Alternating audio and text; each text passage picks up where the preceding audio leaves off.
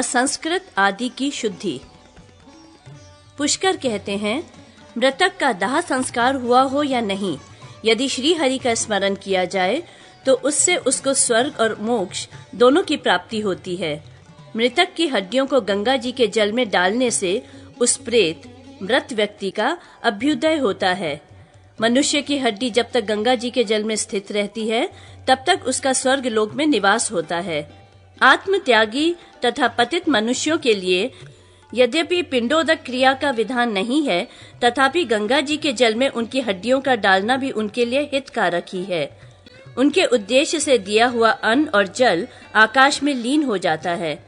पतित प्रेत के प्रति महान अनुग्रह करके उसके लिए नारायण बलि करनी चाहिए, इससे वह उस अनुग्रह का फल भोगता है।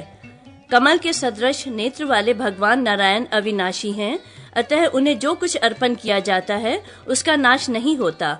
भगवान जनार्दन जीव का पतन से त्राण उद्धार करते हैं, इसलिए वे ही दान के सर्वोत्तम पात्र हैं। निश्चय ही नीचे गिरने वाले जीवों को भी भोग और मोक्ष प्रदान करने वाले एकमात्र हरि ही हैं। संपूर्ण जगत के लोग एक न एक दिन मरने वाले हैं। यह विचार कर सदा अपने सच्चे सहायक धर्म का अनुष्ठान करना चाहिए। पतिव्रता पत्नी को छोड़कर दूसरा कोई बंधु बांधव मरकर भी मरे हुए मनुष्य के साथ नहीं जा सकता, क्योंकि यमलोक का मार्ग सबके लिए अलग अलग है। जीव कहीं भी क्यों न जाए, एकमात्र धर्म ही उसके साथ जाता है। जो काम कल करना है उसे आज ही कर लें, जिसे दोपहर बाद करना है उसे पहले ही पहर में कर लें, क्योंकि मृत्यु इस बात की प्रतीक्षा नहीं करती कि इसका कार्य पूरा हो गया है या नहीं। मनुष्य खेत बाड़ी, बाजार हाट तथा घर द्वार में फंसा होता है, उसका मन अन्यंत्र लगा होता है।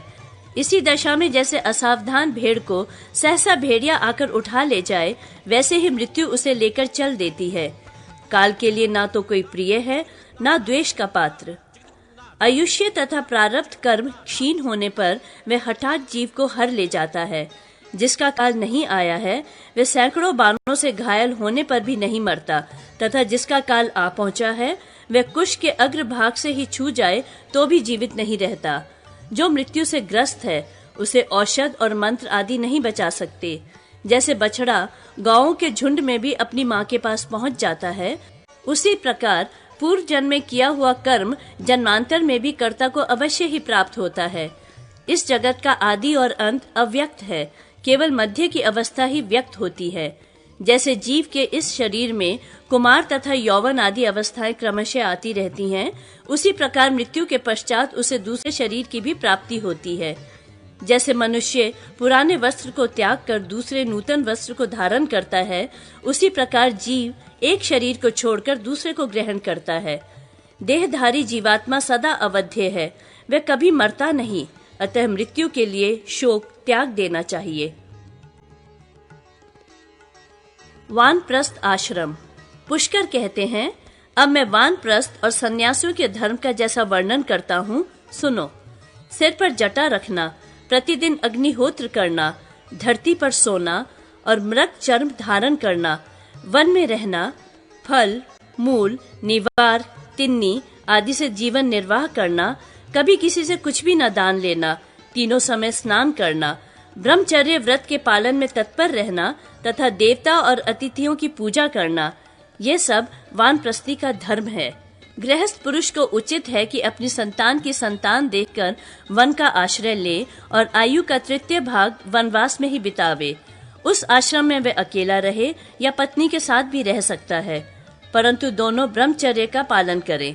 गर्मी के दिनों में पंचाग्नि सेवन करें, वर्षा काल में खुले आकाश के नीचे रहें, हेमंत ऋतु में रात भर भीगे कपड़े ओढ़कर रहें अथवा जल में रहें। शक्ति रहते हुए वानप्रस्थी को इसी प्रकार उग्र तपस्या करनी चाहिए। वानप्रस्थ से फिर गृहस्थ आश्रम में न लौटें। विपरीत या कुटिल गति का आश्रय न लेकर सामने की दिशा की ओर जाए, अर्थात पीछे न लौटकर आगे बढ़ता रहे।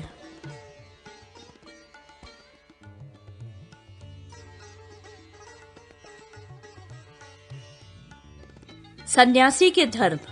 पुष्कर कहते हैं, अब मैं ज्ञान और मोक्ष आदि का साक्षात्कार कराने वाले सन्यास धर्म का वर्णन करूंगा। आयु के चौथे भाग में पहुंचकर सब प्रकार के संग से दूर हो सन्यासी हो जाए।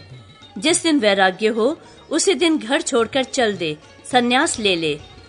प्राजापत्य इष्टि यज्ञ करके सर्वस्व की दक्षिणा दे दे तथा आहवनीय आदि अग्नियों को अपने आप में आरोपित करके ब्राह्मण घर से निकल जाए। सन्यासी सदा अकेला ही विचरे, भोजन के लिए ही गांव में जाए, शरीर के प्रति उपेक्षा भाव रखे, अन्न आदि का संग्रह न करे, मननशील रहे, ज्ञान संपन्न होवे।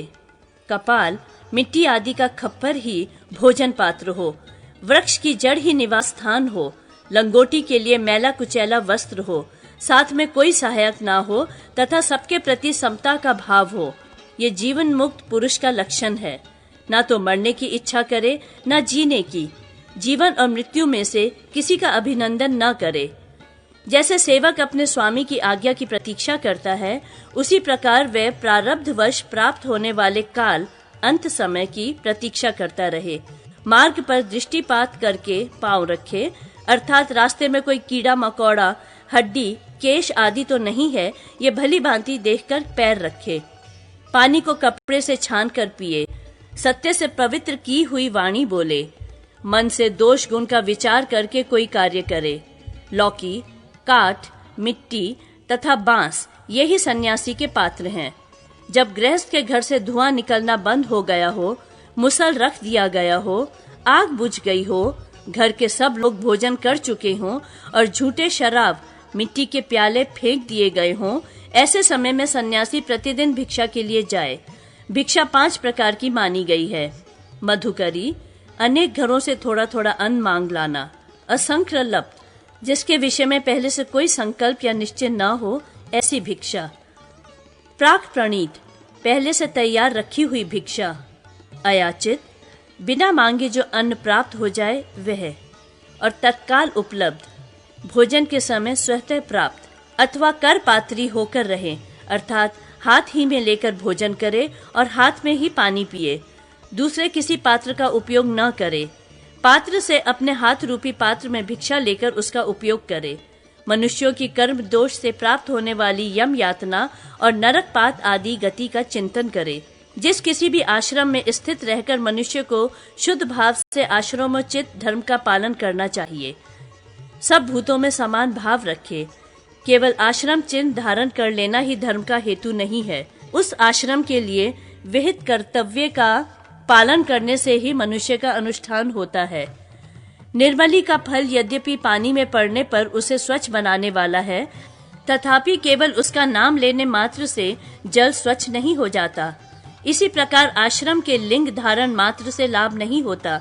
विहित धर्म का अनुष्ठान करना चाहिए। अज्ञानवश संसार बंधन में बंधा हुआ द्विज, लंगड़ा, लूला, अंधा और बहरा क्यों न हो, यदि कुटिलता रहित सन्यासी हो जाए तो वह सत और असत सबसे मुक्त हो जाता है। सन्यासी दिन या रात में बिना जाने जिन जीवों की हिंसा करता है, उनके वध रूप पाप से शुद्ध होने के लिए वे स्नान करके 6 बार प्राणायाम करे।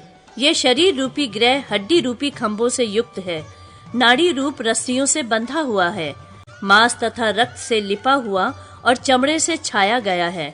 ये मल और मूत्र से भरा हुआ होने के कारण अत्यंत दुर्गंधपूर्ण है।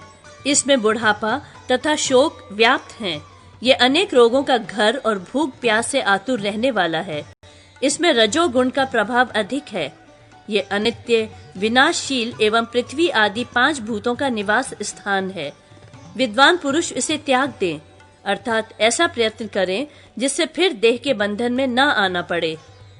धृति, क्षमा, दम, मनोनिग्रह, चोरी न करना, बाहर भीतर से पवित्र रहना, इंद्रियों को वश में रखना, लज्जा, विद्या, सत्य तथा अक्रोध, क्रोध न करना, ये धर्म के 10 लक्षण हैं।